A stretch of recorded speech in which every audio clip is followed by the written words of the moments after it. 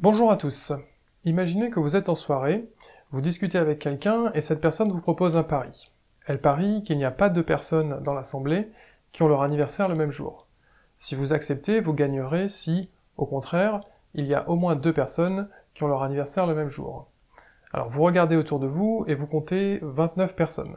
La question est, ce pari est-il à votre avantage? Donc en fait le problème ici est déterminer à partir de quel nombre de personnes la probabilité qu'au moins deux d'entre elles aient leur anniversaire le même jour est supérieure ou égale à 50%. Alors, vous pouvez bien sûr dès à présent mettre la vidéo en pause pour réfléchir par vous-même, mais avant ça, moi je vais donner quelques hypothèses qui permettent de bien spécifier le problème. Une première hypothèse, c'est que les anniversaires sont indépendants, c'est-à-dire que savoir qu'une certaine personne est née un certain jour n'influe en rien sur les probabilités qu'une autre personne soit née tel ou tel jour. Une deuxième hypothèse, c'est que toutes les années ont 365 jours, donc on néglige la présence des années bissextiles et des personnes qui seraient nées un 29 février. Ça ne ferait que rendre le calcul plus compliqué, ça changerait pas grand-chose. La troisième hypothèse, c'est que pour chaque personne, on considère que chaque jour est également probable comme jour de naissance. Donc pour chaque personne et pour chaque jour, la probabilité que la personne soit née ce jour-là est égale à 1 sur 365. Toutes les configurations sont également probables. Alors voilà, ces hypothèses étant dites, maintenant on peut répondre à la question à partir de combien de personnes la probabilité qu'il y ait au moins deux anniversaires en commun est supérieure ou égale à 50%. Je vais donner la réponse exacte, mais ce qui est intéressant dans ce problème, c'est d'essayer d'estimer intuitivement le résultat. Alors bien sûr, à la louche, mettons à ne serait-ce que 25 ou 50 personnes près. Vous diriez combien? Avant de commencer à traiter le cas d'un nombre général de personnes, commençons d'abord par regarder ce qui se passe dans les cas extrémos, c'est-à-dire quand il y a très peu de personnes, ou au contraire quand il y a beaucoup de personnes. Premièrement, quand il y a 0 ou 1 personne, c'est facile, la probabilité cherchée est rigoureusement égale à 0. En effet, il n'y a même pas deux personnes, donc il n'est pas possible que deux personnes aient leur anniversaire en commun. Regardons ce qui se passe maintenant dans le cas où il y a deux personnes. D'après les hypothèses qu'on a faites, toutes les configurations où la première personne est née un premier jour et la deuxième personne est née un deuxième jour, toutes ces configurations ont la même probabilité qui est égale à 1 sur 365 fois 365, c'est-à-dire 1 sur 365 au carré.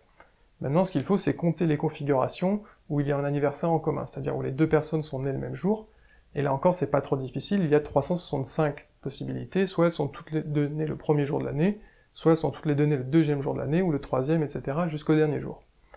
Donc au total, la probabilité qu'il y ait au moins deux anniversaires en commun est égale à 365 sur 365 au carré, c'est-à-dire 1 sur 365, et ça, c'est à peu près égal à 0. Regardons ce qui se passe maintenant quand il y a trois personnes. Mettons Alice, Bob et Camille. Pour Alice, il y a 365 jours possibles pour son anniversaire, pour Bob de même, et pour Camille de même. Donc au total, on a un nombre de configurations qui est égal à 365 fois 365 fois 365, c'est-à-dire 365 au cube, et toutes ces configurations ont la même probabilité. Maintenant, ce qu'il faut, c'est dénombrer les configurations qui nous intéressent, c'est-à-dire celles où il y a au moins deux anniversaires un même jour. Alors, il faut d'abord compter les configurations où Alice et Bob ont leur anniversaire un même jour, et Camille un autre jour. Dans ce cas-là, il y a 365 possibilités pour le jour de naissance commun d'Alice et Bob, et il reste 364 possibilités pour Camille. Maintenant, il faut aussi compter les configurations où Alice et Camille ont leur anniversaire le même jour, et Bob un autre jour, et enfin les configurations où Bob et Camille ont leur anniversaire le même jour, et Alice a son anniversaire un autre jour. Donc là, on vient de compter 3 fois 365 fois 364. À ça, il faut rajouter les 365 configurations où Alice, Bob et Camille sont nés le même jour. Donc au total, la probabilité qui nous intéresse, la probabilité que deux personnes au moins soient nées le même jour, est donnée par la formule qui est à l'écran, et le résultat est là encore à peu près 0. Alors, avant de passer au cas avec 4 personnes, qui est un peu plus compliqué, allons tout de suite à l'autre extrémité, le cas où il y a beaucoup de personnes. Le cas qui est facile, c'est s'il y a 366 personnes ou plus. En effet, dès qu'il y a au moins 366 personnes, vu qu'il n'y a que 365 jours dans l'année, il y a forcément un jour où deux personnes sont nées. Ça, c'est le principe des tiroirs. Maintenant, qu'est-ce qui se passe dans le cas où il y a exactement 365 personnes? Eh bien ici, ce qui va être beaucoup plus facile, c'est de calculer la probabilité qu'il n'y ait pas deux anniversaires en commun. C'est-à-dire la probabilité que chaque personne soit la seule à être née le jour où elle est née. Donc pour la première personne, il y a 365 jours possibles pour son anniversaire. Pour la deuxième personne, il reste 364 jours possibles. Pour la troisième personne, 363 jours possibles. et ainsi de suite jusqu'à la dernière personne pour qui il ne reste plus qu'un jour possible. Donc le nombre de configurations qui nous intéresse est égal à 365 fois 364 fois 363, etc. fois 3 fois 2 fois 1. Maintenant, il y a un nombre de configurations total qui est égal à 365 fois 365 fois 365, et ainsi de suite fois 365. En fin de compte, la probabilité qu'il y ait deux anniversaires au moins un même jour est égale à 1 moins la probabilité qu'il n'y ait pas deux anniversaires en commun, et ça c'est égal à 1 moins une fraction dont le numérateur est 365 fois 364 fois 363, etc. fois 3 fois 2 fois 1, et dont le dénominateur est 365 fois 365, etc. fois 365, il y a en haut et en bas 365 facteurs dans les produits. Voilà, et donc ça, numériquement, c'est très très proche de 1, comme on pouvait s'en douter. Donc, pour résumer, quand il y a 0 ou une personne, la probabilité qu'on cherche est égale à 0. Quand il y a 2 ou 3 personnes, cette probabilité est toujours très faible. Au contraire, quand il y a 366 personnes ou plus, cette probabilité est exactement égale à 1, tandis que quand il y a 365 personnes, cette probabilité est très proche de 1. Alors de 0 à 366, cette probabilité va augmenter avec le nombre de personnes, et la question c'est à partir de combien de personnes elle dépasse le seuil des 50%.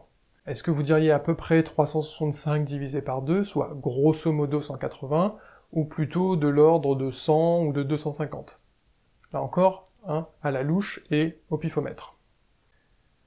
Alors voilà, je suis maintenant sur le point de donner la réponse dans le cas général, donc si vous voulez faire pause et y réfléchir par vous-même, que ce soit pour le calcul ou pour essayer de trouver intuitivement la solution, ça commence à être plus ou moins le dernier moment. Sur ce, en fait, avant de donner la réponse, je vais expliquer comment on y arrive. Bon, je voudrais pas non plus créer du suspense inutilement, la réponse c'est 23. Voilà. Ceci étant dit, maintenant voyons comment on y arrive. Alors voilà, maintenant dans le cas général où il y a un nombre grand N de personnes, le nombre total de configurations est égal à 365 fois 365 fois 365, etc. fois 365, c'est-à-dire 365 exposant n. Alors si on veut déterminer la probabilité qu'il y ait au moins deux anniversaires en commun, il faut dénombrer toutes les configurations qui nous sont favorables. Et ça devient très vite très compliqué. Pour s'en convaincre, il suffit de regarder le cas avec 4 personnes. Il va falloir compter toutes les configurations où 2 personnes ont leur anniversaire un même jour, et la troisième et la quatrième personne ont leur anniversaire 2 autres jours différents, puis toutes les configurations où 2 personnes ont leur anniversaire le même jour, et les 2 autres personnes ont leur anniversaire le même jour, mais un autre jour, ensuite toutes les configurations où 3 personnes ont leur anniversaire le même jour, et la quatrième a son anniversaire un autre jour, et enfin, toutes les configurations où les 4 personnes ont leur anniversaire le même jour. Et ça, ce n'est que le cas n égale 4. Donc ce qui va être beaucoup plus simple ici, c'est de compter plutôt les configurations qui ne sont pas favorables, c'est-à-dire les configurations où toutes les personnes sont nées un jour différent. En fait, c'est exactement ce qu'on vient de faire dans le cas avec n égale 365 personnes, et ici on va trouver que le nombre de configurations où toutes les personnes ont un anniversaire différent est égal à 365 fois 364 fois 363, et ainsi de suite jusqu'à 365 moins grand N plus 1. Donc maintenant, la probabilité qui nous intéresse est égale à 1 moins la probabilité qu'il n'y ait pas deux anniversaires le même jour, et ça c'est donné par la formule qui est affichée à l'écran. Donc voilà, maintenant qu'on a la formule, il suffit d'évaluer le membre de droite pour toutes les valeurs de grand N allant de 0 à 366. Je vous l'ai tracé en rouge sur le graphique qui s'affiche à l'écran. En ordonnée, c'est-à-dire l'axe vertical, vous avez la probabilité qu'on cherche, et en abscisse, c'est-à-dire l'axe horizontal, vous avez le nombre de personnes. Comme on le voit ici, il va falloir moins de 30 personnes pour passer au-dessus de la barre des 50%. En fait, si on zoome entre 20 et 26, on va voir que dès qu'on a n égale 23 personnes, on a franchi ce seuil, et en fait, plus précisément, pour n égale 23 personnes, on est à peu près à 50,7% de chance que 2 personnes au moins aient leur anniversaire le même jour. Dézoomons maintenant un peu pour regarder ce qu'il se passe quand n varie de 0 à 366 personnes. Comme vous le voyez sur ce graphique, la probabilité augmente très vite vers 1. En fait, dès qu'il y a 57 personnes dans l'assemblée, il y a déjà plus de 99% de chances que 2 personnes au moins aient leur anniversaire le même jour. Alors, ce résultat est un peu surprenant. Je sais pas si vous l'aviez trouvé, mettons même à 25 ou à 50 personnes près, mais la première fois qu'on l'entend, le faible nombre requis, 23, est assez déroutant. D'ailleurs, le problème des anniversaires est aussi connu sous le nom de paradoxe des anniversaires. Plus précisément, c'est un paradoxe de type véridique, c'est-à-dire que le problème émet une réponse qu'il est possible d'établir rigoureusement, mais cette réponse vient se heurter à l'intuition, et ici en l'occurrence c'est l'intuition qui perd. Bon alors il faut bien reconnaître que c'est un problème qui n'est pas du tout facile. Comme on l'a vu, quand on veut calculer la probabilité que 2 personnes au moins aient leur anniversaire le même jour, il faut dénombrer les cas favorables, et ça c'est pas du tout facile. Ce qui était un peu plus facile en revanche, c'était de dénombrer les cas favorables, et ça nous produit une belle formule, mais bon voilà, pour quelqu'un qui n'a pas l'œil aguerri, il n'est pas du tout évident de lire sur cette formule le fait que la probabilité augmente très vite vers 1. De plus, une chose qui peut nous induire en erreur, en tout cas au niveau intuitif, c'est la confusion avec un autre problème, celui où on cherche la probabilité que 2 personnes aient leur anniversaire le même jour, l'une de ces 2 personnes étant fixée à l'avance. Ça peut être vous, ou votre interlocuteur, ou n'importe quelle autre personne fixée. Mettons Alice. Si on s'intéresse à ce problème, le résultat est très différent, comme vous pouvez le voir sur ce graphique, où j'ai tracé la probabilité en bleu. Ici, il faut 254 personnes pour que la probabilité franchisse le seuil des 50%. Et à ce stade-là, il est déjà quasiment certain qu'il y a 2 personnes dans l'assemblée qui ont leur anniversaire le même jour. Ça n'inclut pas forcément Alice. La différence, c'est que dans le deuxième problème, on compare uniquement les anniversaires d'Alice et, disons, de Bob, de Camille, Daniel, Elena et ainsi de suite.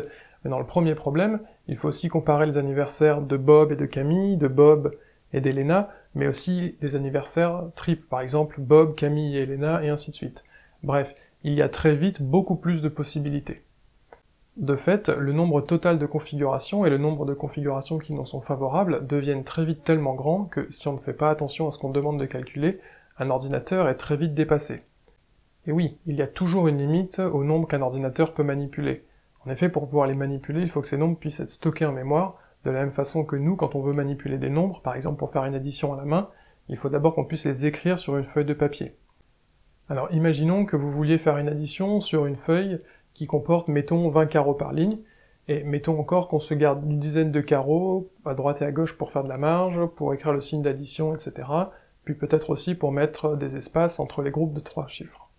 Bon, bah dans ce cas-là, il nous reste 10 carreaux, et si on se dit qu'on utilise maximum un chiffre par carreau, pour que ce soit encore lisible, on peut écrire des nombres qui, au maximum, ont 10 chiffres.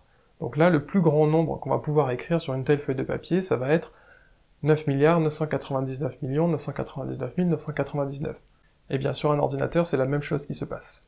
Alors, pour la petite anecdote, parce que ce serait dommage de ne pas avoir une anecdote, il existe un moyen absolument fantastique pour tester expérimentalement ce résultat. Ce moyen, c'est la Coupe du Monde de football. Et oui, dans une Coupe du Monde de football, on regroupe 32 équipes, et chaque équipe possède exactement 23 joueurs.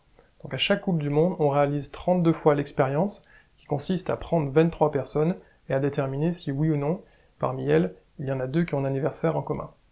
Alors, 32 c'est pas forcément un grand nombre, mais si on estime que la loi des grands nombres peut commencer à s'appliquer, on s'attend à en trouver à peu près 16, disons entre 14 et 18 équipes, dans lesquelles c'est le cas.